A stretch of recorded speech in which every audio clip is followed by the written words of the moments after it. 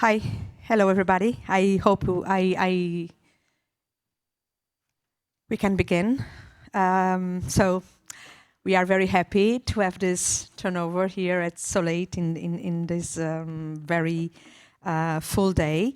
So welcome and hello. I will just make a quick introduction and my colleagues will take the stage. So just to make a very small context, since 2004, the UNESCO Creative Cities network is supported by now nearly 350 cities worldwide in enhancing culture and creativity as a strategic resources for sustainable development. That's our mission. So by promoting cross-sectorial approaches across 7 creative fields, actually there are 8 creative fields now with architecture, but well, we are now dealing with it. We have crafts and folk art, design, film, gastronomy, literature, media arts, and music. And this is some arrangement, but actually we do a lot of work together. So the network, the specific network, there are a lot more networks with cities, enable cities to pioneer innovation, foster community engagement, and drive cooperation across policy areas. So, at international level, this is more locally, but at international level, it strengthens cooperation, advances solidarity, and amplifies the voices of underrepresented regions. Ensuring culture contributes to inclusive global governance. So, at a time when global challenges, and we've been here from from climate changes to social inequality, demand new approaches. I think we all agree that culture has emerged not as a luxury, but a strategic necessity for sustainable development. So it is increasingly being acknowledged. I don't know what happens next, but well, at least is in the political discourse and is increasingly being acknowledged as a cornerstone of resilience and, of course, a global public good, essential for inclusive growth. So the Mondiacult 22 declaration in Mexico City was a very important moment, as it explicitly called for culture to be recognized as a standalone goal in the post-2030 global agenda. So, building on this momentum, the UNESCO Creative Cities network in Braga last year, celebrating its 20th anniversary, we signed 150 mayors from around the globe signed and endorsed the Braga Manifesto, cultural goal for sustainable development, aligning our own mission and objectives with this larger endeavor that was signed in Mondiacult by the governments. So what we are doing right now in this specific event is that this recognition of culture as a global public good must be translated into tangible, people-centered outcomes. So this is where cities play an indispensable role. So unlike abstract global commitments, cities are actually arenas where culture directly shapes daily life.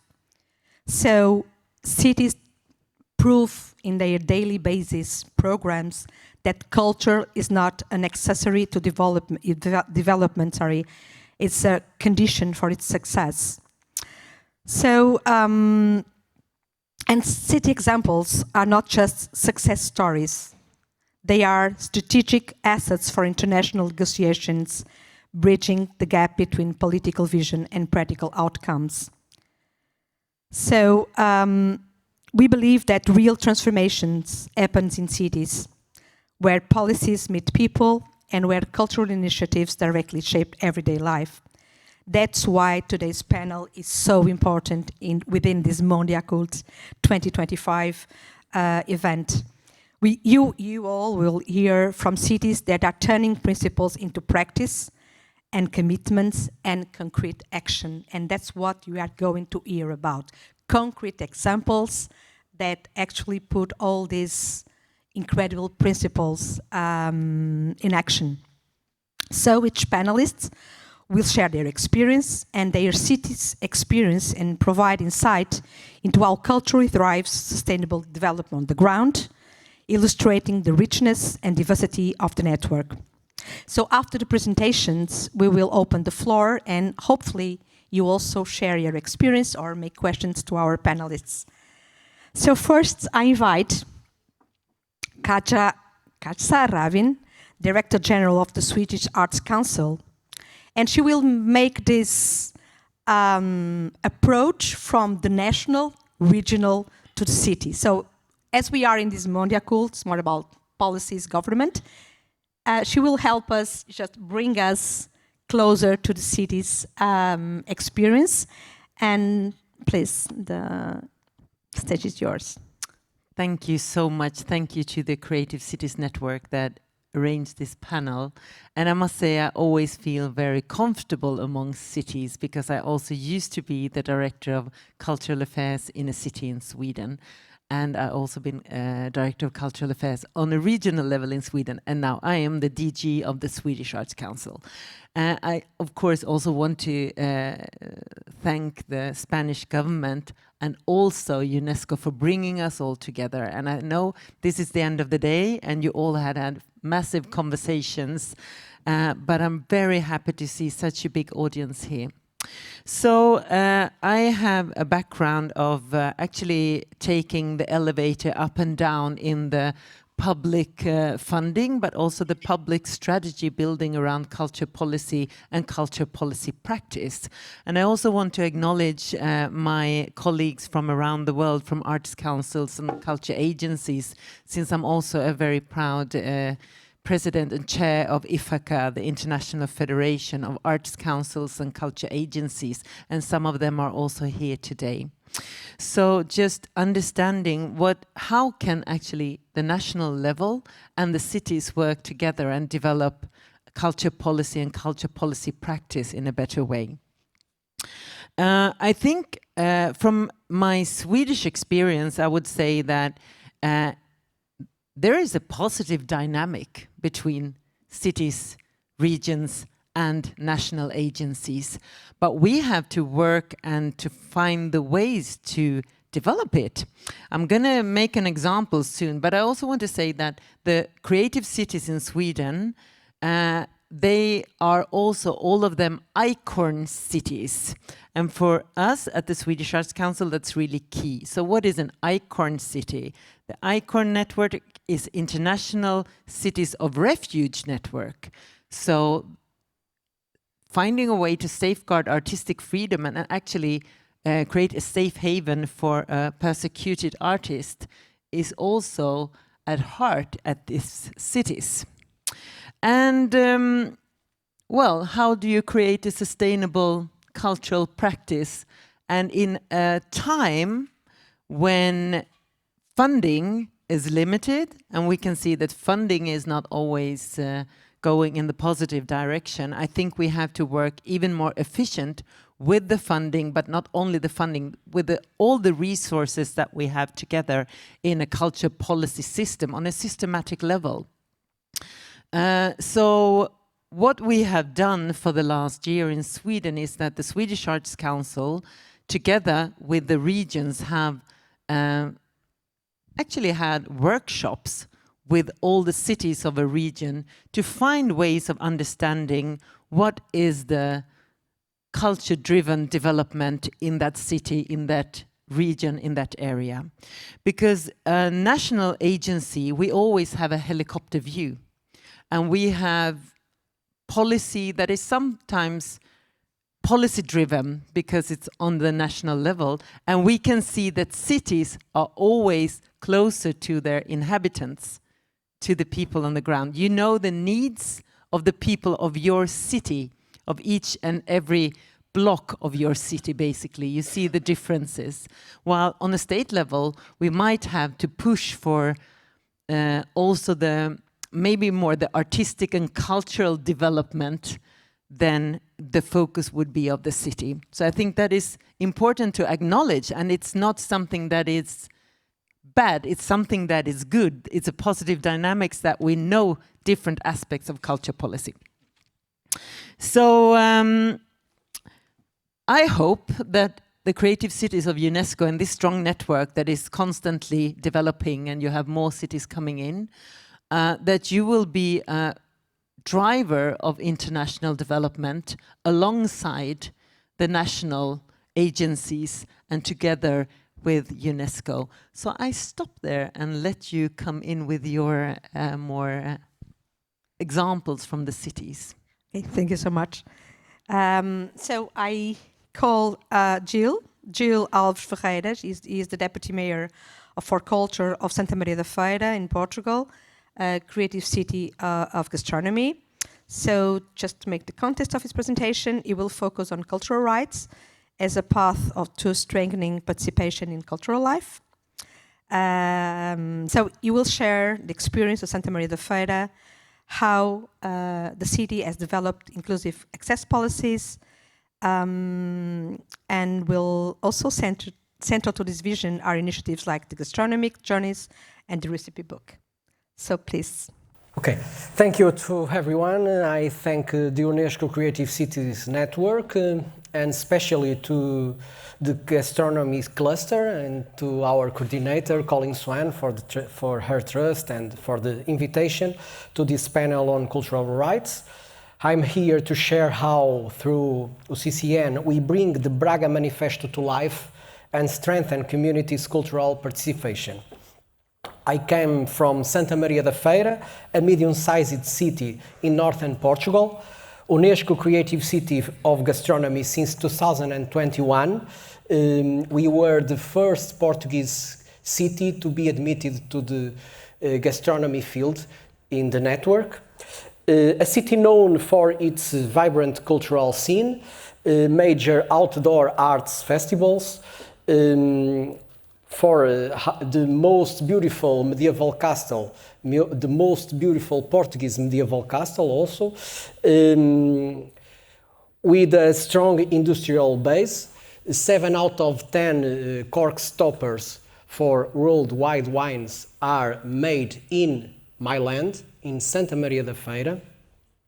And also the Fogaça da Feira, a sweet bread with more than 5 centuries of history.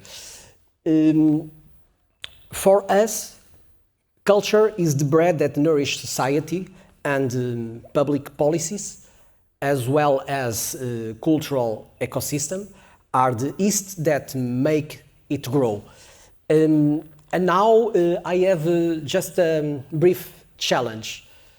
I have a book to offer to the first one to guess where is based the most beautiful medieval castle of Portugal.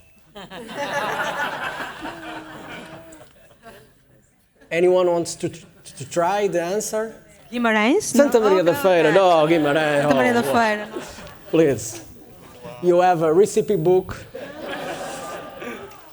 of the best flavors of Portuguese cuisine.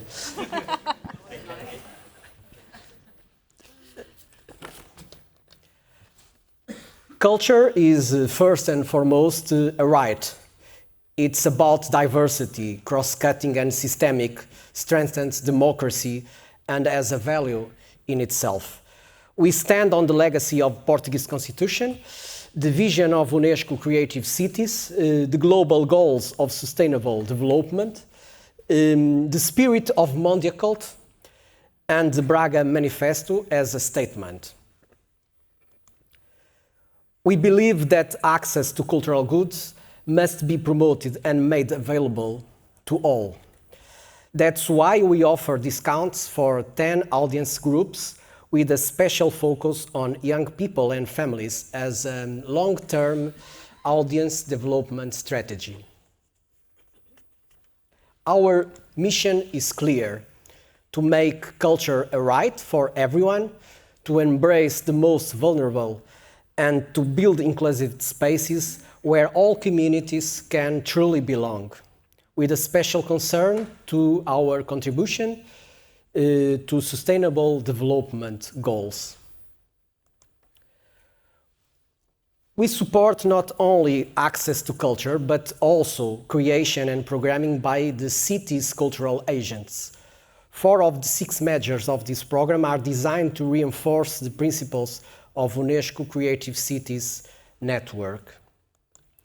Fostering opportunities means valuing artists and cultural workers, recognizing their role as essential to society.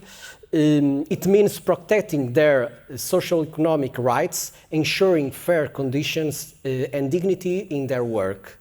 And it means advancing gender equality and empower women so that culture truly reflects diversity, strength, and creativity of all voices.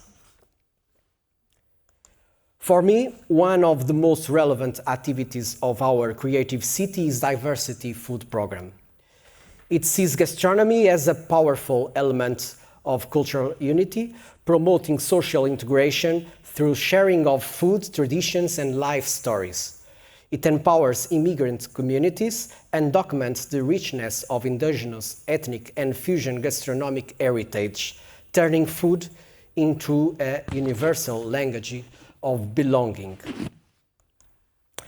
Diversity food is the result of international representations within the framework of the UNESCO Creative Cities network, as well as municipal libraries' gastronomy club sessions that brought together a wide range of citizens, with a special emphasis to the immigrant communities from Brazil, Angola, Venezuela, and Ukraine, whose voices, traditions, and stories bring new colors into the cultural life of our city.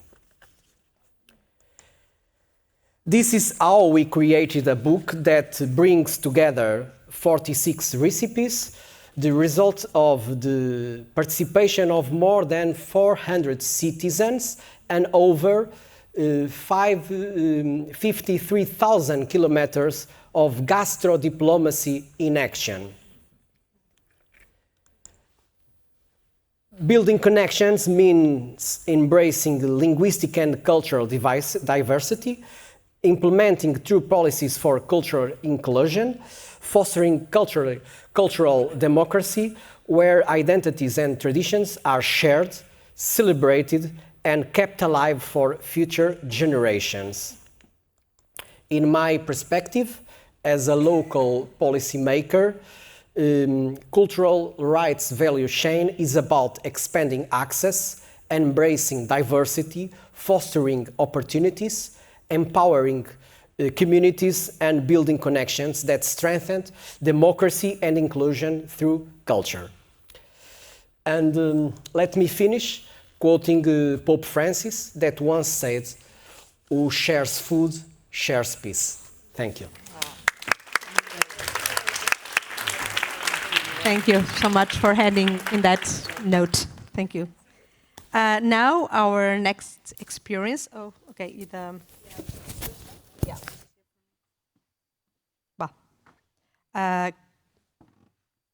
Comes from Doha, Qatar. So Dr. Fatima Al-Solaiti. She is Director of International Cooperation and Government Affairs at Qatar Museums and focal point for Doha UNESCO Creative City of Design. The presentation will explore the idea of cultural citizens, individuals who embrace culture as identity, protect it, and help it to evolve. So our vision is clear: culture as everyday life, heritage as infrastructure, and youth as a driving force for the future. Good evening, everyone, dear colleagues. It is a privilege to be here today to share the experience of Doha City, UNESCO City Creative City of Design. And let me start with a reflection. Culture is not only what we inherit, it is how we live it, shape it, and practice it as citizens every day. This has captured the spirit of a Braga Manifesto and the Mondiacult, which remind us that culture is a global public good. In Doha, our contribution has been to link design with cultural citizenship, empowering youth, reimagining heritage, and embedding culture in sustainable development. Why cultural citizens matter? A cultured citizen is more than a visitor. It is someone who participates in cultural life, protects heritage, and helps culture evolve. When young people feel culture as part of their identity, they do more than preserve tradition, they reimagine them for the future. This is why cultural citizenship is not just cultural agenda. It is a strategic investment in inclusion, resilience, and peace. It echoes Braga call that cultural rights are human rights, and that culture must be embedded in education, policies, and civic life. Doha's approach to building cultural citizens rests on three interconnected pillars. Design, more than aesthetic design, it is a tool for solving problems, sparking innovation, and connecting heritage with the future. Education, equipping young people with knowledge, skills, and context so they can enrich cultural life and claim their cultural rights.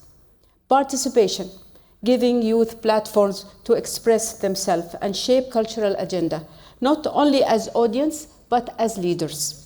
These three pillars ensure that culture in Doha is something lived and practiced, exactly what the Braga Manifesto called for.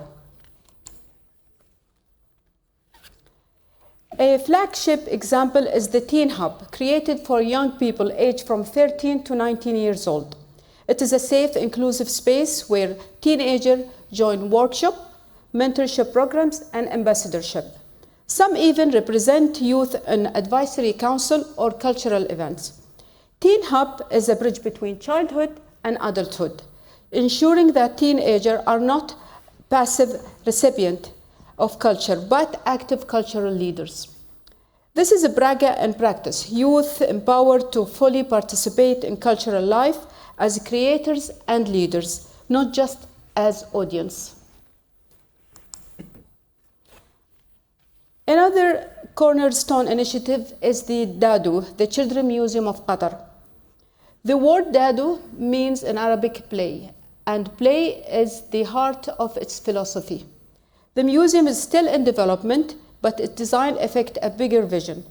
A living classroom where play, creativity, and experimentation are foundation of cultural citizenship. Already this vision is alive through the opening of the Dadu Gardens, an interactive space where children and families learn through edible gardens, atelier, and creative workshop. Dadus show how culture is central to sustainable development, investing in children not only to preserve identity, but shapes innovators and stewards of tomorrow. Doha model extends beyond individual project. It is a whole ecosystem of cultural opportunities. In the Doha Design District, young designers experiment and showcase their work through exhibition, studios, and mentorship. And the Photography Festival gives young photographers a national stage to share their stories. The Ajyal Film Festival, Ajyal in Arabic means generation, so it's even start from the name, empowers teenagers to serve on a youth jury, and they decide which films should be celebrated. Education, partnership brings culture into school and universities through, for example, museums and residence program, design challenges, and heritage models. And public art. Public arts make a creativity part of everyday life, from installation in parks and school and university to iconic pieces such as like the Earth's Fisher Lamb Bear, which is in the International Airport of Doha. This is culture not as a sector, but as a dimension of a civic life, exactly what is Braga called for. The Braga Manifesto calls on us to recognize culture as a global public good, to see that cultural rights are human rights, and to ensure that youth are empowered as creators and leaders, not just as audience. Doha vision is to make these principles not as declaration on papers, but as lived experience, such as the example that I mentioned earlier with the children museums or the teen hub, or the voices of the youngs in design and film and photography. And so this is the culture woven into the education, sustainability, and public spaces. In this way, Doha demonstrates how the commitment of Braga can become practice for us. Culture is, for us, is everyday life. Heritage is an infrastructure for the future, and youth are cultural leaders of today, not tomorrow. And thank you. Thank you. Thank you so much. Now, Jordi, ¿quieres la... Yeah. And while you change microphone, I just want to tell you the staff announced that the first bus will leave as planned, but the last bus will leave at 7:50. So you will stay relaxed. Just Everything's don't going to be rush fine. So out to the, 7:15. Thank you very much. Thank you so much, Sandra. Thank you. Well, it's a relief. We won't take the subway or the Uber. Thank you. So thank you so much, Dr. Fatima. It was so nice to hear Braga so many times. I'm so proud of it. Thank you. Yes, and you did it beautifully and very. So now we are. Let's hear from Jordi Hernandez. Jordi is an audiovisual projects director of Terrassa City Council, professor at the University of Barcelona, and is also the focal point of Terrassa Creative City of Film. So we will present Terrassa Film Lab, among other initiatives, as an inclusive lab that connects local talent with global industry needs. It will also talk about and share how the Film Lab fosters cross-create sector cooperations, and, well... Bueno, moltes gràcies, Joana. Bona tarda a tothom i moltes gràcies per venir. First of all, as a Catalan, I'm very proud and happy that this amazing conference can be here in Barcelona, so I want to express my gratitude to the government of Spain. Some representatives are joining us today, muchísimas gracias, and also the city of Barcelona, because this is great and it means a lot for us that this conference can be here right now and give us the cities and the opportunity to be with you and to share our thoughts and to share the discussion. I also want to appreciate and express my gratitude to the coordinators of the UCCN. They do a great job, and particularly to Sandra, Joanna, Colleen, and the city of San Antonio, because the city has literally endorsed this meeting, so thank you very much. It is a great opportunity to be with you today and with all these great colleagues and to share this discussion. Because in my opinion, this is the best thing we can do to discuss. As a cities and cities representatives, we're still living a big gap among what we do and what they are doing on that big room, I think is there or there. And on the other hand, I think that we have a lot of things to say. We can do a lot of things. We, as a cities, we can be the task force for the UNESCO to act literally on the ground. And we've seen very good examples of actions that are changing the life of the citizens on the day by day. So we, the cities, have this power, and we are ready for that, and we do it for free. So hopefully the UNESCO, also the national states, could take more the advantage for that. In terms of the project that, I'm sorry, sí, por favor, si puedes ponerla, genial. In terms of the project, it is a very humble project that we have created and launched in Terrassa, but it's completely oriented to what I was now mentioning, is how to conduct real actions, real policies to change our environment. And very aligned on, or at least we try, on what Mondiacult, the previous Mondiacult declaration roadmap fixed it, but also, and I will go to it later, what means for us the Braga Manifesto. I think we as a city, we need a sort of interface to how to land all these top-level policies, thinking on a very big impact to our day by day. So for us, the Manifesto of Braga gives us the key.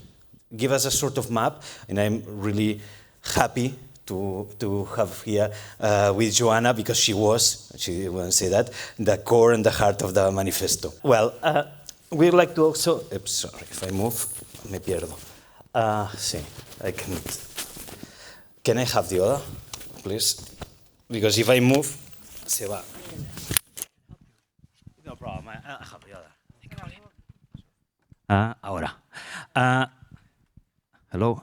I think we have a sort of dichotomy. We've been talking about culture. Culture is everything, and we've been talking about art. But sometimes we should focus also on creative industries, and not only in artists, but also in artisans. And in our case, we are focusing on digital artisans. Why? Because it's something that we can address in terms of a city, but also because it's also a challenge in terms of social economical organization. Artisans, digital or wherever, are part of that mid-class that we try to preserve. If we lose it, or this mid-class vanishes, we unfortunately know what it comes. It comes the radicalism, it comes the frustration, and probably it comes the fascism. So new technologies are a big challenge on that. AI and so on are putting this idea of this mid-class in trouble. Probably they are not going to remove what the genius, the artists do, but we don't know, I guess, well, unfortunately, I think that it can remove what this mid-class of artists are doing. So in terms of a city, is a big challenge. It can be a big trouble. So in Terrassa, we have developed this strategy based on being a creative city. Terrassa is very close to Barcelona, so I don't know exactly where we are, but if you go straight there, in 30 kilometers, you will find Terrassa. And it's great, but also it's challenging, because being in the orbiting around this big city, sometimes it's not the best in terms of local identity. So within the creative industries, within the film industry in Terrassa, we are trying to have our place in the world. This is the reason because we applied for being a creative city. We are the home of one of the most prominent and relevant film studios in Spain, which is the Parc Visual. And well, we try to do our best in terms of collaborate with the UNESCO. For example, hosting the cluster meetings some years, the past year. Well, as already mentioned, for us, the Braga Manifesto has been a roadmap, particularly on focusing on these two concepts. One is the fair and accessible AI. It's not easy at all, because we are not the big companies. Yesterday, I attended it was a session there, and everybody was agreed that we should regulate. It is okay, we need a regulation, even beyond the European Union's regulation about AI, but I'm not sure that it's that easy when we are playing a game with the big companies who really fix the rules and do practically whatever they want. So I'm not going to be pessimistic, but we, at the level of the cities, we have to take some actions and maybe to be more pragmatic and doing things and to do things. And also, of course, we are trying to push the creative industries to put that at the forefront of our local development. Very quickly, the Film Lab is a test and prototyping audiovisual lab. So please don't picture or imagine it like a chemical laboratory. So we have there audiovisual technologies, so all the participants can try it. It is an open access laboratory.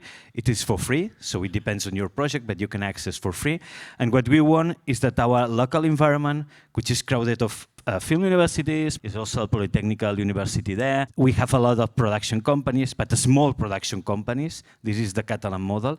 We want them to try. One of the issues of the new technologies is that you need to try it, to have mistakes with it. It is not only to check some tutorials on the YouTube. You have to have your hands on. So we want the lab, we have designated that with this idea of mine, and also very focused on training, which is also free, because we particularly think, this is the strategy of Terrassa, that we only, as a city, our most successful or potentially successful action is to train the ecosystem, to give them not only the tool, but some mentoring, some knowledge. Transfer knowledge is our main goal. Finally, and just to give an example of what well, I will talk about the micro-credential as an example of this. This is a university program that we have developed with the Polytechnical University of Catalonia, and I will go more in depth later. Well, audiovisual, I all the time talking about the audiovisual, film is our, let's say, the main level, but audiovisual goes beyond that, and it has to go beyond that. And we are working in audiovisual and media in other fields. For example, in the health field, this is an area that is really developing very fast. And let me just give a couple of examples. Now we are running a bootcamp program oriented to video games and autism, which is a very specific thing. It's very challenging, but video games, that they don't have a very good press. With video games, you can access to a lot of people, mainly young people, and very directly. You need a specialist, of course. We are not doing that without a specialist. But if you have the right specialist, you can connect with very specific groups, and using the video games as a part of training, but also as a part to help them or to invite them to express their point of views. And another one that we are working now is how to develop VR applications to give support to those patients that are under radiotherapy treatment. So I'm not an expert of that. We collaborate with a health center, and they have experts there who say that, and it is on the reports and the papers, that virtual reality can really help in terms of lowering the anxiety of some people, in some conditions. And another example is the part of the visual connected to the heritage and the film tourism, which I'm not going a lot in deep, but it also works. It is a challenge on how to connect the heritage and, for example, having new visitors, but mainly the young ones, and the technologies and the visual technologies can be a good way. And finally, the micro-credential, which I already mentioned. And for us, it is example of fulfilling all the cycle of the strategy, because it is a training program. It can be free in a lot of situations for many people. And it also connects with an European Union strategy, which is that one of giving training, practical training in specific areas, so the industrial field can improve their competitivity faster. It's very connected with the next generation program, and it has worked very well until now.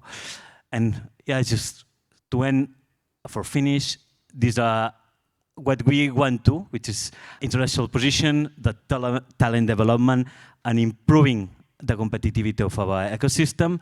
We are facing the funding issue, of course. It is not easy to stay at the forefront of the evolving technologies. This is also a challenge for us. And finally, it is not easy to make all these new technologies accessible for everyone. And in my opinion, this is something that we have to do, because if not, we are going to create a completely ignorant people. And it is a new literacy that we should work to fulfill. And well, I think that just summary in that, there's a dramatic shift in terms of the rules of the game. We as a city, there's a danger to lose our cultural identity. And if you will lose the identity, we also lose the rights. We can be a task force for the UNESCO, and we should address it not only to give access to the tool. It is not about paying the monthly fee of a program or software. It is also how to use that in a very critical thinking way, and it is not that easy. And well, that's all. Thank you very much for your attention, and thank you very much for... Thank you so much, Jordi. Está muy bien. Muchas gracias. Well, you all heard of this very localized way of implementing. Well, we were talking about the Braga Manifesto. It was a commitment from the cities, from the mayors, from the representatives of the political side of cities. But for embedding, there's this specific roadmap, this specific compass within the Mondiacult Declaration, but making it more local, more has an objective to be measured, to be delivered in a specific timeline. So and all of these examples demonstrate that cities are part of the conversation.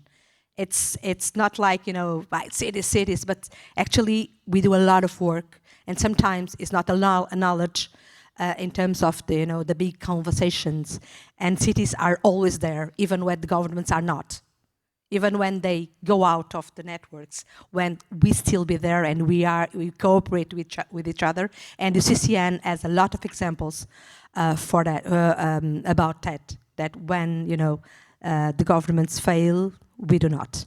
But now, well, we would like, and I think we will also like, to open the floor because we have so many creative cities here, so many colleagues here, and maybe you can share some example, or you can, of course, ask our panelists some questions if you want.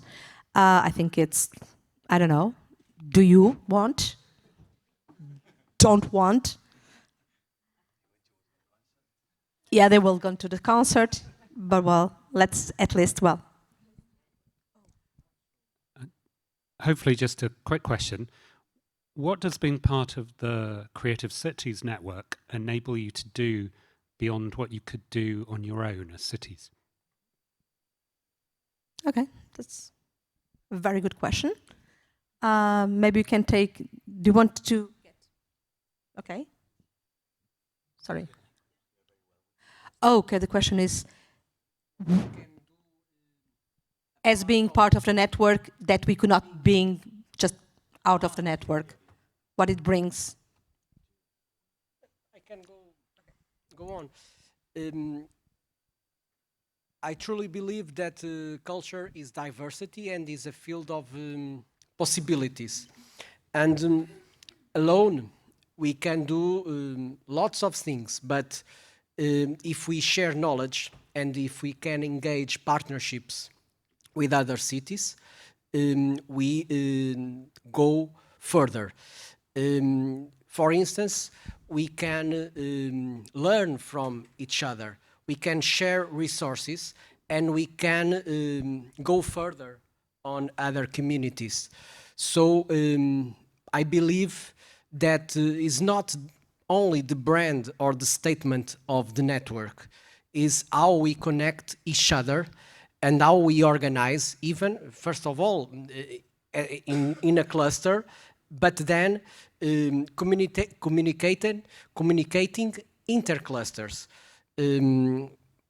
We launched an open call to link media arts with gastronomy.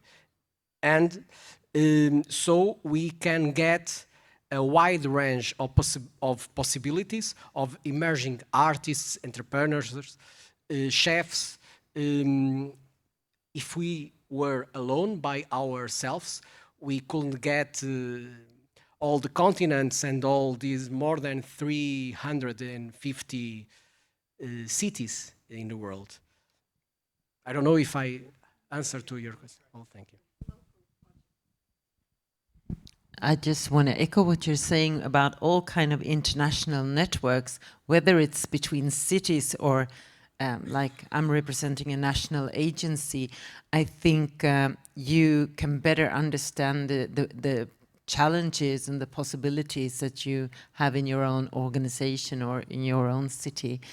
And I think that's really important to understand that you are quite often sharing the same problems, but the contexts are different.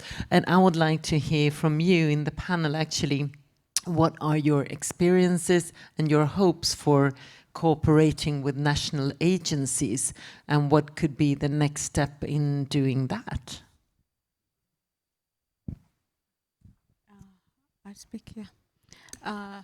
From our experience, you see, global agenda and the tradition and the what's agenda that's in Doha, for example, which is my city, okay, we can't go either or and. It is both. If we want to have a voice globally as Doha City of Design, we need to be, also to let the global agendas come to us and policy that will even further strengthen our culture and tradition and what we do. And we feel that culture, and which is the manifesto and the Mondiacult, is kind of a platform that is encourage what we've been doing. And we believe in Doha that culture is an infrastructure, and we already been doing that. And we found out that Mondiacult and the manifesto is something that is going to strengthen our voice, and plus, of course, the networking, learning from other experience, and all of that. That was the strongest and the added value that we found with the manifesto and the Mondiacult. I hope I'm clear. Yes. Thank you. I would like Okay, go ahead. Well, thank you for the question, because I think it is the question, not at the global context, but also from the local point of view. This is something that in our cities, someone is always asking why we are part of the city, which is the revenue, what amount of money UNESCO gives to you? Zero. That's the question, that's the answer.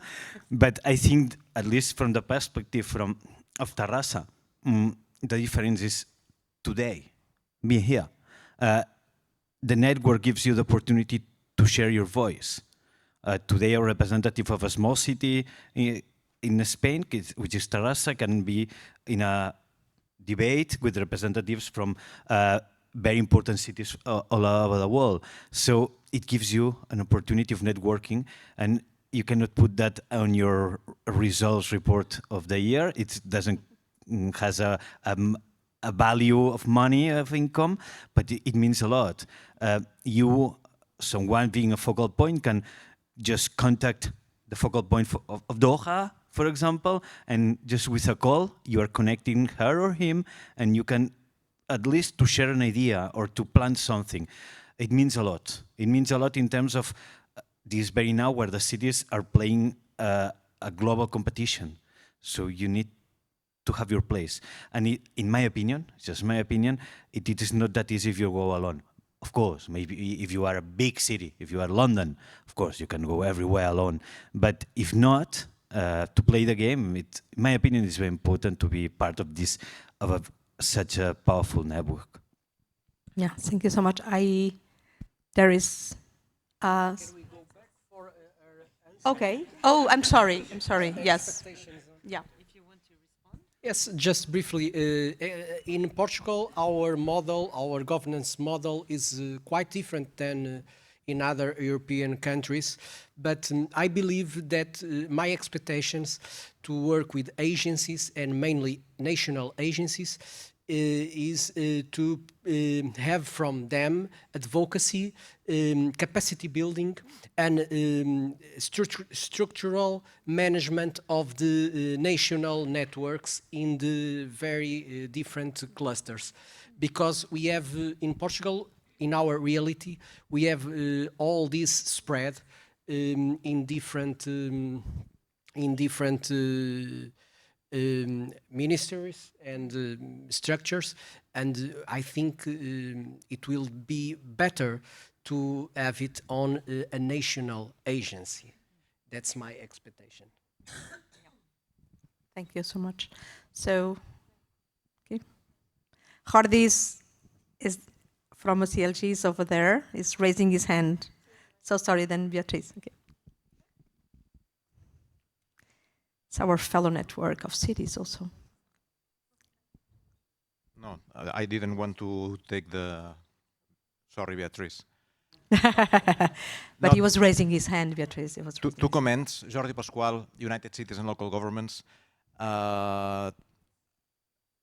Two comments. I didn't hear much on the role of civil society in your cities. I think that this is a fundamental element in the vibrancy and the capacity of cities to allow people to widen their freedoms. Local policies are fundamental.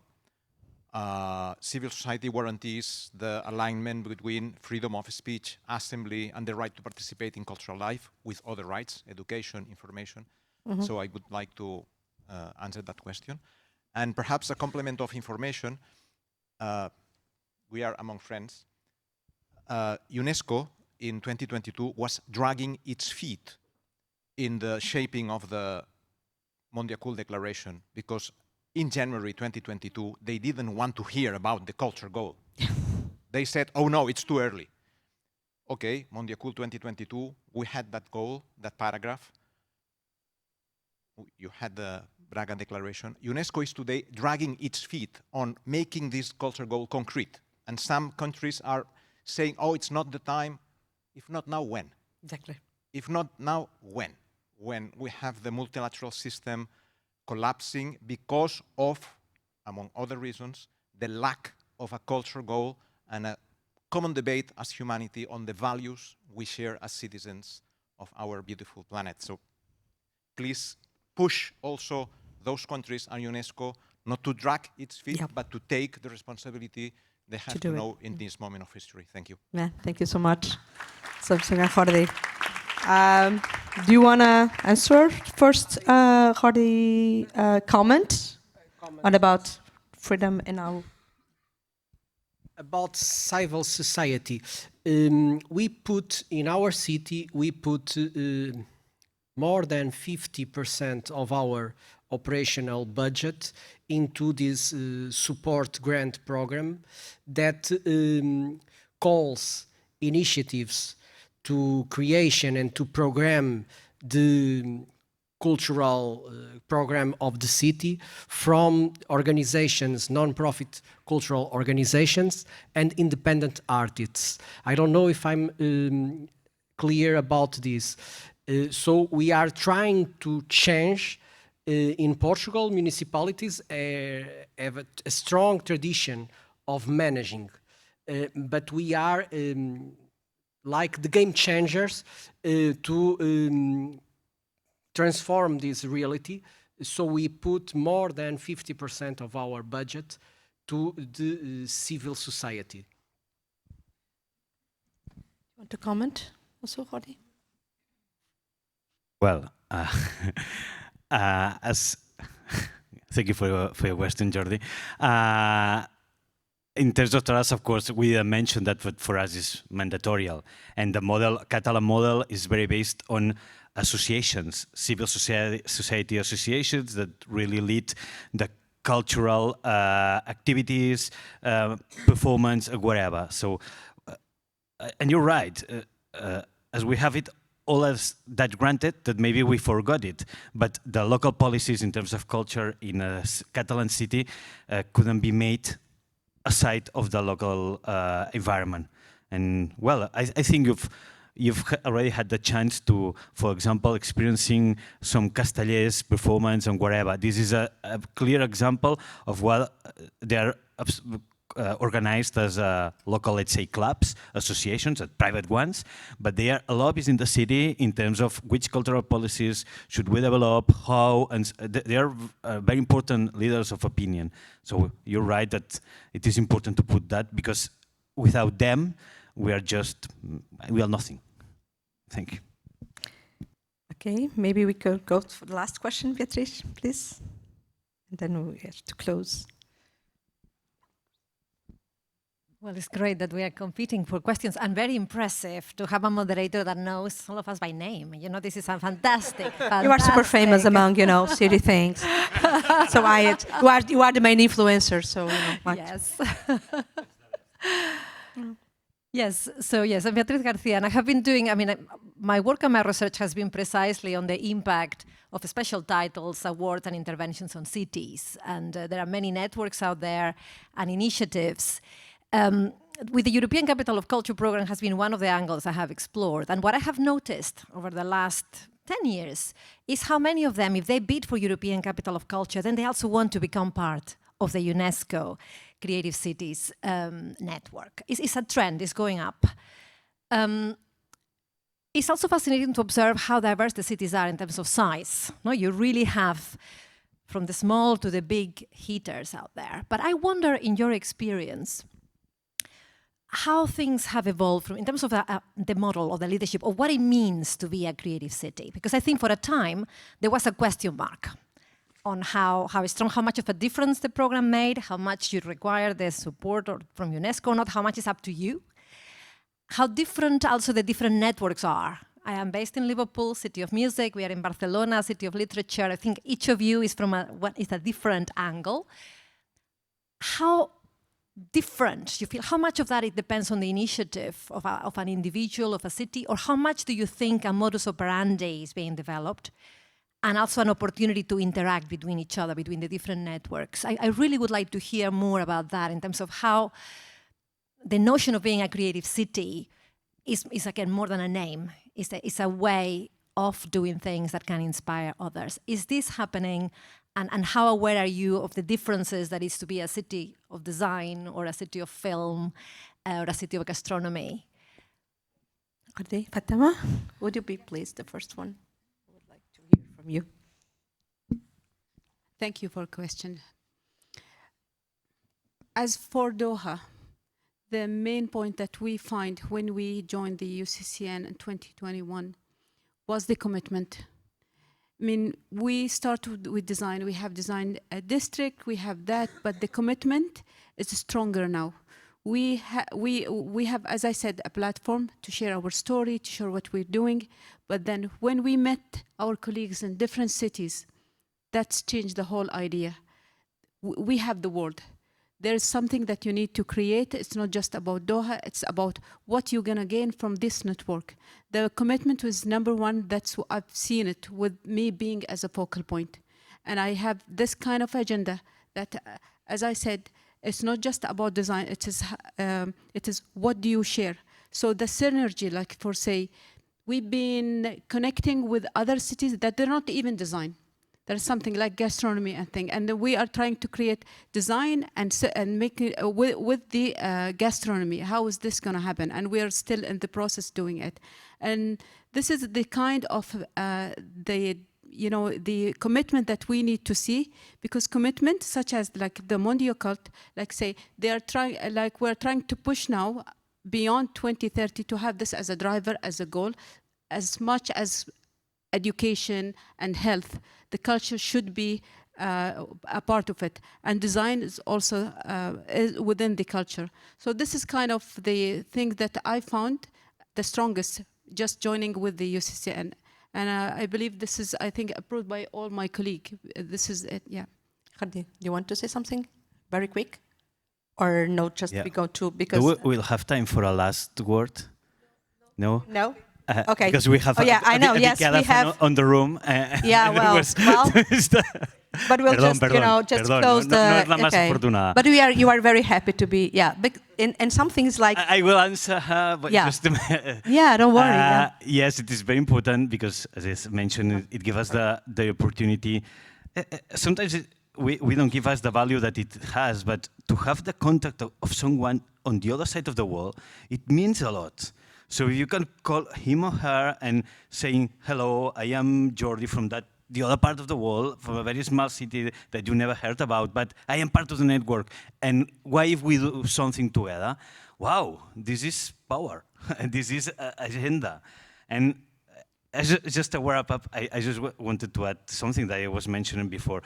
This is the power of the network. And I think that we have a power that the UNESCO should take advantage of that. We see at the eyes, and you already said that, at the eyes of the citizens. And this is something that the UNESCO, either the national governments can do. So we have the power to act on the ground. And we do it for free, and we are ready for it. So hopefully the UNESCO takes advantage of that. Yes. And sometimes, Beatrice, now it was becoming a UNESCO Creative City was a path to the ECOC. Now it's the legacy. Now they are creating the legacy. So the creative city will be the legacy of the European Capital of Culture. So it's, this kind of things shows you how really what's important, but how important it is for the cities to actually embrace this. And now, before the conclusion, I would like to warmly invite Mr. Ottone, our Assistant General for Cultural, so to deliver, please, the closing remarks. Yes, but before it, I would and wish to take this opportunity to publicly thank him in the name of the Creative Cities, on behalf of all the creative cities, and we are 351, for his constant support and recognition, because it was really important within this UNESCO big organization. I know that today we are stronger than yesterday, and I really believe that tomorrow we'll be stronger still. So thank you so much, Ernesto, for all the support and for being there for us. Thank you. I will be very short because I know that you're waiting a bus to go somewhere. So I don't want to take. I'm sorry, and it's not that I'm late. I was with the Indigenous Knowledge publication it's as much important as this one, and but we worked more than 3 years on this publication. But you know very well that it was important to have creative cities in the middle of those discussions, and when we have our meeting every year, but even when we have online meetings, I truly believe that at local level we can do so much more than at national level. Is the laboratory where we can experiment, when we can propose, we can have failures also, why not? But it allows us to make it possible, everything that it's discussed in the room. And we see many of our member states, when they use examples, there are examples that they have somehow picked up from city level, from not only Creative City, from the network, the platform of different programs on cities. So I'm always saying that you are the laboratory finally for culture policies at national level. So that's why it was important to have you here.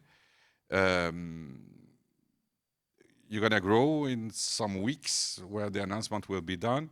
And I know how difficult it becomes when we are taking mass. But at the same time, is like what you say, is that more we are, more critical we can be with the society that we are shaping. And I believe if cities are not putting creativity, culture in the middle of their policy, well, the world can be as awful as we see it sometimes when we put the television on. So, thank you. It's my turn to tell you, it has been all these years, I saw how you wanted to be implicated at UNESCO and to try to force UNESCO to see local level in another way. So thank you for what you have bring us, the culture sector, and me in particular. So thank you. Thank you so much.